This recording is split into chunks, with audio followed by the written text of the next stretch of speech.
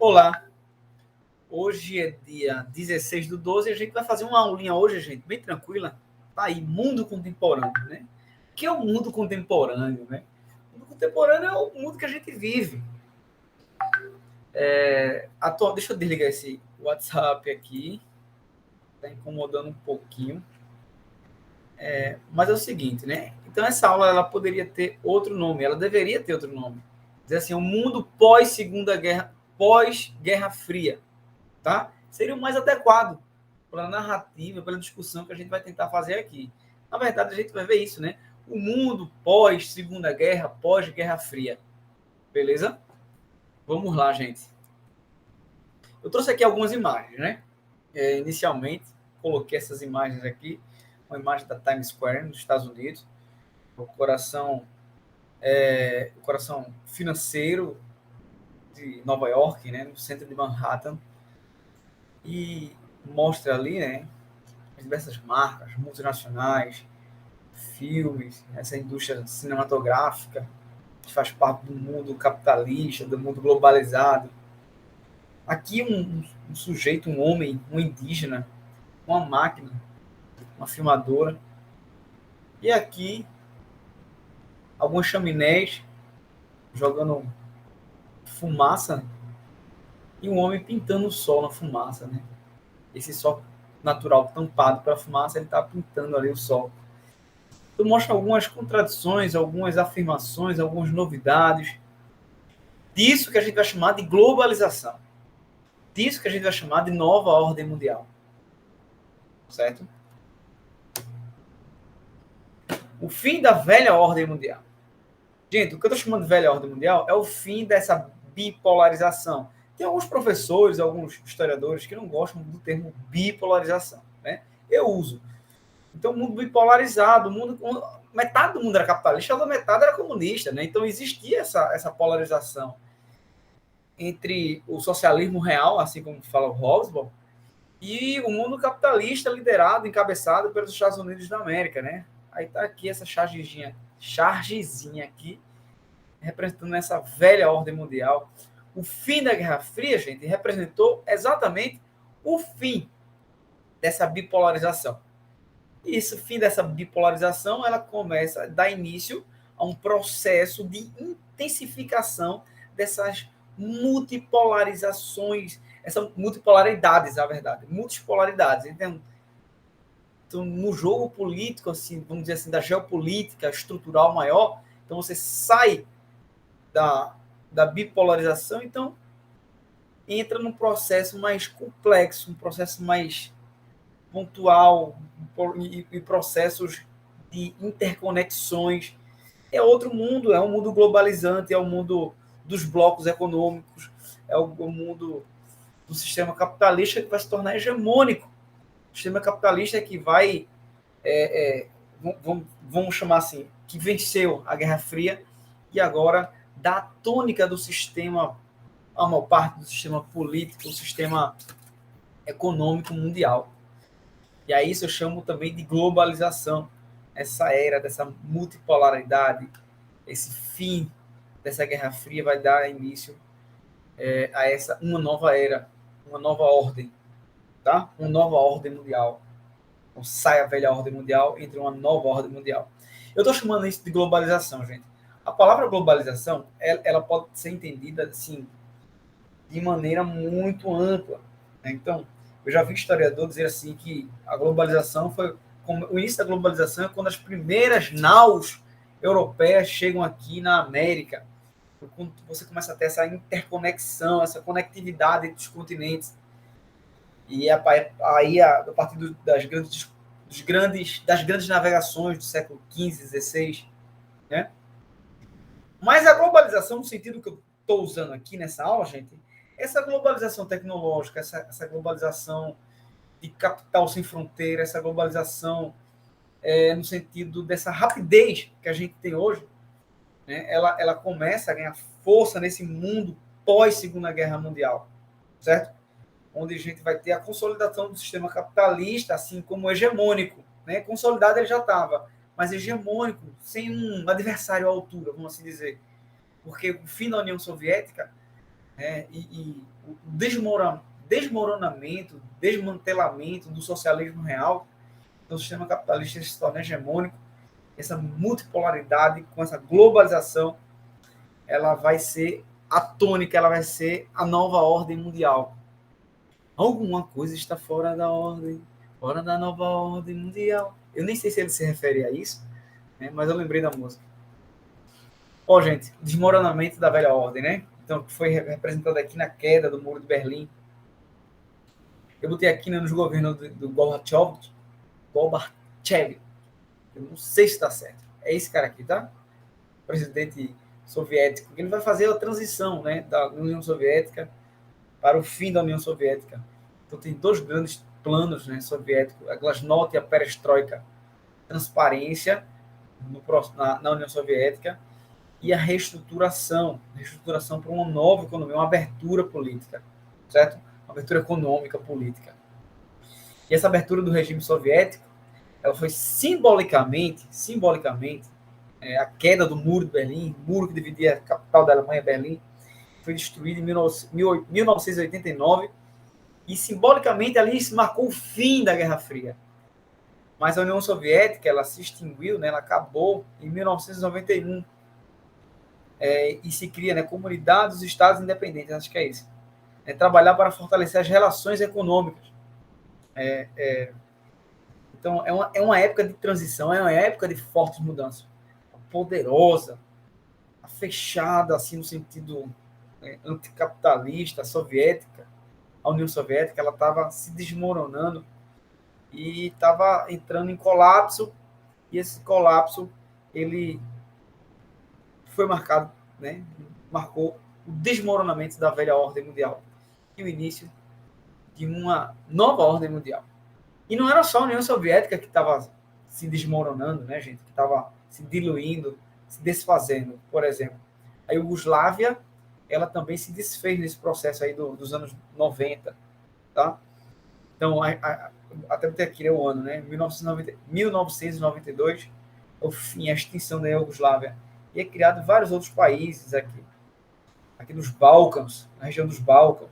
Gente, esse país todo, a Iugoslávia, era um país comunista, né? E como o leste europeu era muito comunista.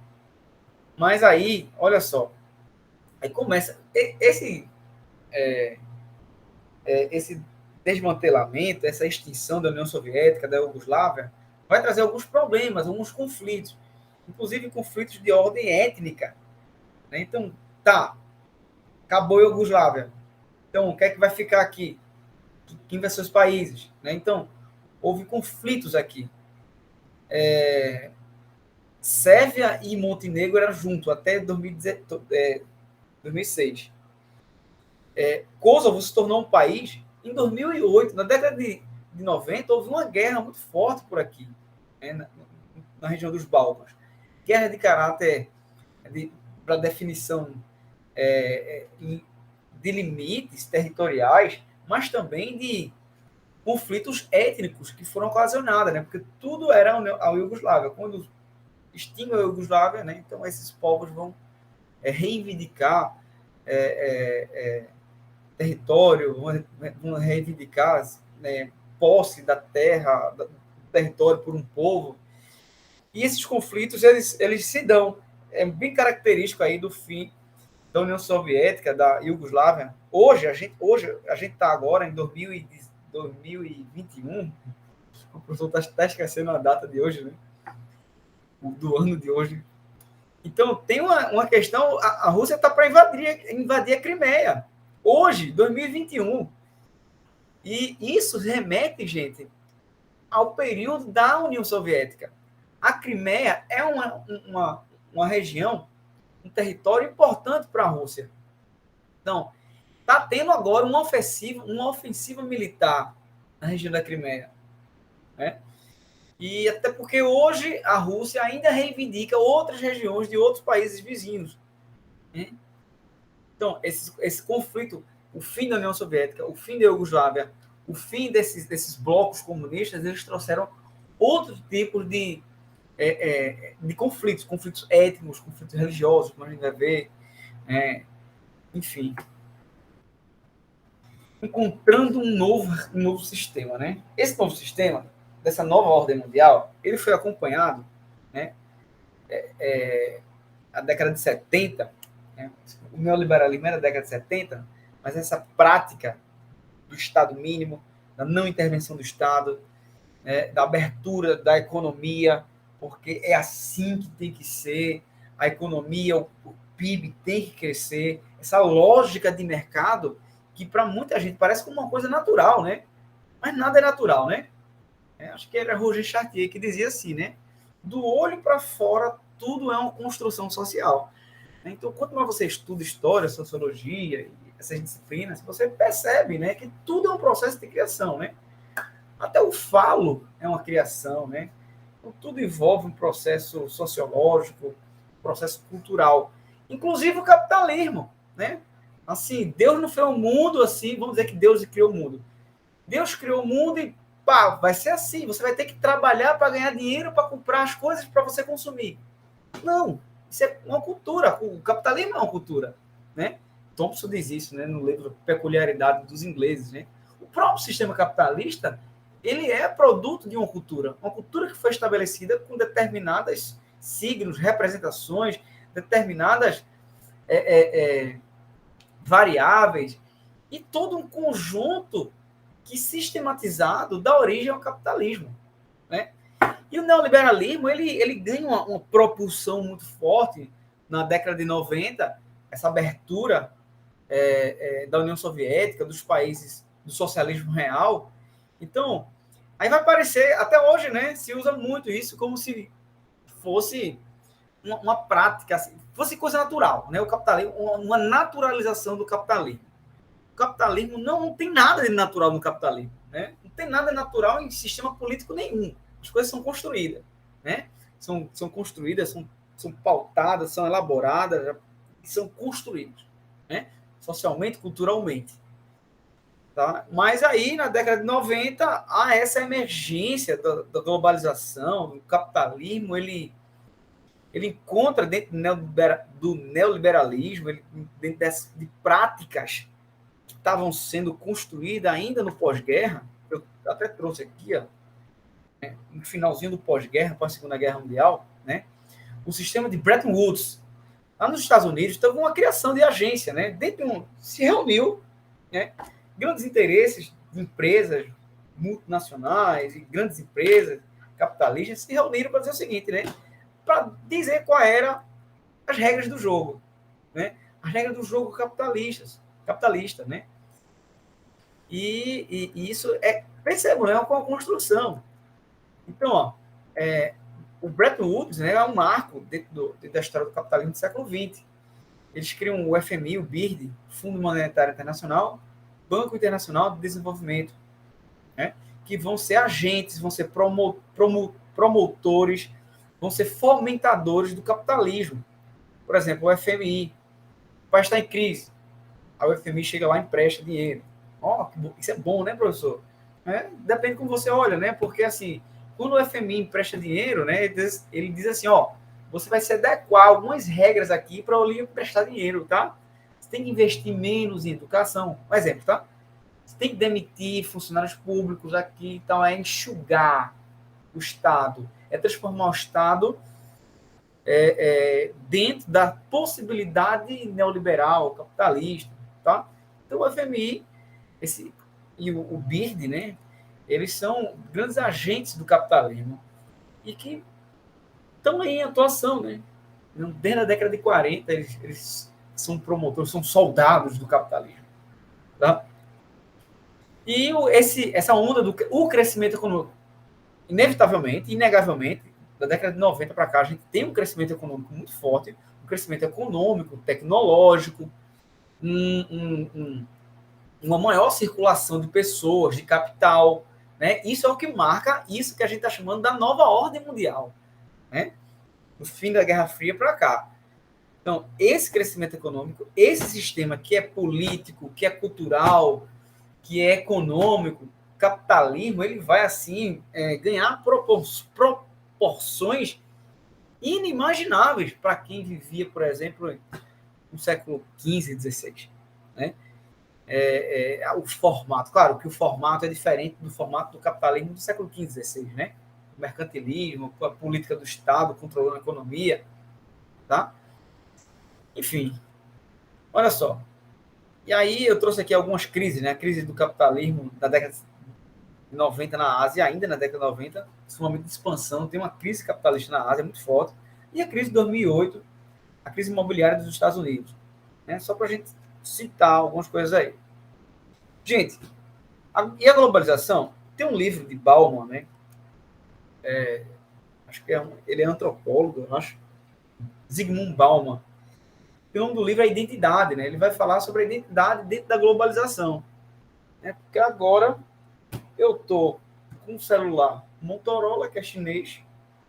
Tô com uma canetinha que eu comprei no Chile, ó. Não, na Bolívia. Eu tô, sei lá, com uma raquete produzida em Taiwan. Eu tô com um livro falando sobre a história da República Tcheca. Mentira, eu não tenho esse livro aqui, só para dar um exemplo. Percebam, né? O meu tênis é da Nike, é uma indústria americana. Eu não tenho tênis da Nike, é só um exemplo também. É uma indústria americana, mas que foi produzida no Vietnã. Globalização, gente. Nessa divisão, assim, você pode enxergar, você pode falar de globalização em vários sentidos. Eu gosto muito de associar do tanto de possibilidade, né, assim, do consumo que o capitalismo, que a globalização traz para a gente, né? Esse consumo, esse capitalismo, ele é a marca dessa globalização. Né? Então, a gente está vivendo um momento, né, a gente está quase 2 anos numa pandemia, Covid-19. Antigamente não existia, né? Antigamente, estou dizendo assim, talvez do século XIX para trás, né? Como existia pouca circulação de pessoas, de mercadorias, então existia essas as doenças, as epidemias, que era muito de um continente, de uma cidade, de um estado. Mas agora não tem como controlar. O mundo não tem fronteiras, né? Mas a globalização, ela sedimentou isso. Então, a globalização é isso tudo. E como eu disse, né? Pode ser enxergada de várias formas. Mas eu chamo a atenção aqui, gente, né? Que essa globalização, ela cria polos de produção, por exemplo, primários. Brasil, maior exportador do mundo de soja, de milho, né? Importa muita tecnologia. Então, tem países que produzem mais tecnologia. É um processo do capitalismo, né? Essa produção, ela não chega de forma igual a todos os lugares. Então, tem lugares que vão se destacar mais por um tipo de produção, outros por outros tipos de produção, tá? E outra coisa que traz, né, além dessa coisa toda, né, eu assisti um filme, é um filme, uma fantasia de Drácula. O Drácula, ele acorda no início do século XX, ele apaga em 1600 alguma coisa e acorda no início dos anos 40, anos 50, uma coisa assim, sabe? E ele chega numa casa de uma pessoa simples, né? Uma pessoa simples. E ele se espanta, ele fala assim, você é rica? Aí ele fala, não sou rica, não sou pobre. Não, você é rica, olha a quantidade de coisas que você tem. Né? Aí você vai apontando para televisão, para micro-ondas, para as coisas, né? Assim, que eles têm em casa. Falei, claro que você é rico, olha a quantidade de objetos, de bens que você tem em casa. Né? Percebam, né? Século XV, XVI, a produção ela era muito menor do que a produção que tem hoje. Né? O consumo, o bem, o acesso ao bem das pessoas era muito menor do que tem hoje. Né? Então, o Hobbes fala isso, né? Fala que no século XIX o mundo ele rompeu as amarras da produção. Né? Então, o mundo começou a produzir numa escala antes inimaginável. E o capitalismo, quanto mais ele sofistica, quanto mais ele é muito sofisticado, o sistema capitalista, quanto mais ele se sofistica, acho que existe essa palavra, mais novidades tecnológicas, mais produção, né? Beleza isso? Mas tem o outro lado também, tá? Só pra gente... O outro lado, gente, que é que essa produção, seja de alimentos, seja de bens, de consumo, duráveis e não duráveis, ela não chega a todo mundo da mesma forma. O capitalismo do século XX, pós-Segunda Guerra, pós-Guerra Fria, a globalização, ela chega de uma maneira desigual, muito desigual. Inclusive, de uma maneira onde a concentração de renda ela se fortalece. Então, você é livre no capitalismo? Se você tiver dinheiro, né? A sociedade capitalista é baseada no consumo, né? Dentro do capitalismo, dos instrumentos do capitalismo, do que é que interessa ser livre sem dinheiro? Né? Assim, pensando com a cabeça capitalista mesmo, sabe?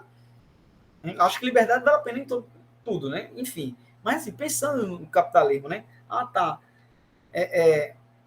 Então, eu quero ir para um lugar para outro. Você não pode, né? É caro viajar. Eu quero isso. É caro também, né? Então, os limites da sociedade capitalista, ela é dada pela condição financeira, né? E isso, né? O sistema capitalista, do jeito que ele é sofisticado para elaborar tecnologias e bens de consumo duráveis, não duráveis, e sonhos, viagens internacionais, viagens, isso, aquilo outro, né? Ele é sofisticado também para manter um bolsão de miséria, né? Hoje a gente produz comida suficiente para acabar com a vida no mundo, mas tem muita fome no mundo. O sistema capitalista ele não pensa na igualdade, né? Inclusive, ele é estruturado para pensar e para funcionar, né, a partir com esses bolsões de pobreza, de miséria, de desigualdade. Porque o meu tênis, lembra do meu tênis da Nike, né, da empresa americana, caro? Ele vai ser produzido no Vietnã, porque lá a mão de obra é baratíssima. A empresa capitalista, ó, que financia Ronaldo Fenômeno, tá quase todos os atletas do mundo inteiro, ela tem sua fábrica lá no Sudeste Asiático, que é para pagar o mínimo ao trabalhador, para explorar o trabalhador no Sudeste Asiático. E eu só estou falando da Nike, mas existem muitas outras empresas, né? O Mizuno, Nike, enfim, eu poderia falar infinidade aqui, né? De empresas, de capitalistas nesse sentido. Então, são as contradições, né? Globalização, mundo sem fronteiras, globalização, avanço tecnológico, aumento da produção.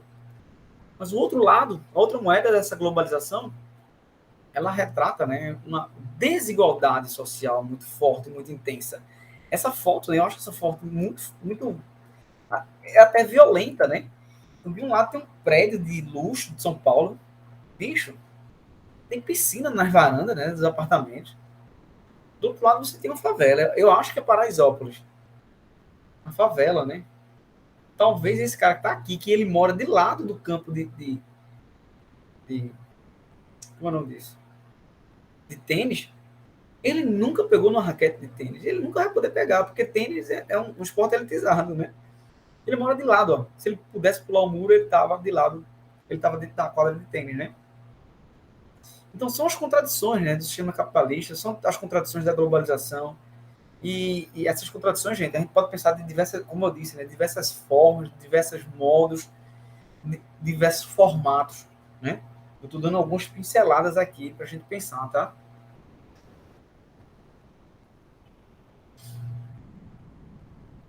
Aí eu coloquei aqui, né, ondas de organização radical, né? Exército Revolucionário Irlandês, Al-Qaeda, Jihad Islâmico, Talibã. Porque, assim, o que eu posso, assim, a grosso modo, né, e de um modo, assim, bem generalista, eu posso dizer que, depois desse conflito bilateral, não acabou os conflitos no mundo, né? Então, você vai ter os conflitos de ordem religiosa, de ordem étnica. Eu trouxe aqui a figura do World Trade Center, né? O ataque do grupo muçulmano no World Trade Center nos Estados Unidos, como uma forma de mostrar, né? Então, por que esses islâmicos queriam derrubar o World Trade Center, né? Então, muito se explica da forma como os Estados Unidos atuaram e atuam na região do Oriente Médio, né? Então, se provoca conflitos religiosos. É uma das grandes marcas também desse mundo, dessa que eu chamei aqui, né, de, cadê? Multipolaridade, né? Dentro dessa multipolaridade, as agendas elas se multiplicam, elas se tornam, elas se pulverizam, e esses conflitos eles ganham diversas ordens, tá? E até botei aqui guerra contra o terror, né? É uma expressão utilizada pelo presidente Bush, né? Ele elegeu alguns países considerados inimigos, né? Terroristas. Essa palavra terrorista, né? É uma palavra dada pelos Estados Unidos aos países que ele vê como potenciais inimigos, né? Enfim, gente, esse mundo contemporâneo, esse mundo pós-Guerra Fria, é um mundo amplo para se falar, para se discutir, para se debater, né? A gente está no século 21, né? 2021, e a gente viu esse ano, né? Um conflito muito forte foi ano passado, né? Assim, de novo, aquele barril de pólvora, né? Que é a região de Israel, a disputa, né, de Israel com Palestina, e conflito religioso também, provocado pelo final da Segunda Guerra Mundial, né? Próxima aula a gente vai estudar, eu não sei se vou gravar, mas eu espero gravar, a descolonização da África e da Ásia, que se dá, né? Nesse final de Segunda Guerra, final de Guerra Fria, que é outro contexto também que vai marcar esse novo momento dessa nova ordem mundial, tá? E é isso, né? Essa aula foi muito mais para a gente, é um ponto de partida, né? Para a gente pensar, para a gente refletir sobre esse outro mundo pós-Guerra Fria, esse mundo dessa globalização, mundo e que globalização, né? A gente tem que entender o que é globalização, o que é que ela traz, o que é que ela deixa, o outro lado dessa globalização. Acho que é Milton Santos, né, que tem um livro chamado assim, Por uma Outra Globalização. Ele fala, né, que a globalização ela aprofundou as desigualdades sociais, aumentou fome, pobreza e tal, por mais avanços tecnológicos que tenham. Então, o Milton Santos vai falar de uma outra globalização, né? É possível uma outra globalização? É possível mesmo uma inclusão de fato? E aí, o que vocês acham, né? O que vocês acham disso, gente? Tá? Se possível, deixa os comentários lá embaixo. É sempre bem-vindo, né? Comentários. Enfim, é isso aí, tá? A aula de hoje é sobre esse mundo pós-Guerra Fria. Qualquer coisa, se tiver perguntas, se tiver alguma questão, quiser comentar alguma coisa sobre a aula, eu não deixei nada fechado na aula, né? Aí eu trouxe a ideia mais para refletir, tá certo? Um abraço para vocês e até as próximas. Vai ter mais. Eu estou gostando dessa coisa de gravar aula, tá? Cheirinho. Opa, não é aqui não. Eu apertei sair, quase que eu perdi a gravação. Agora sim, interromper a gravação.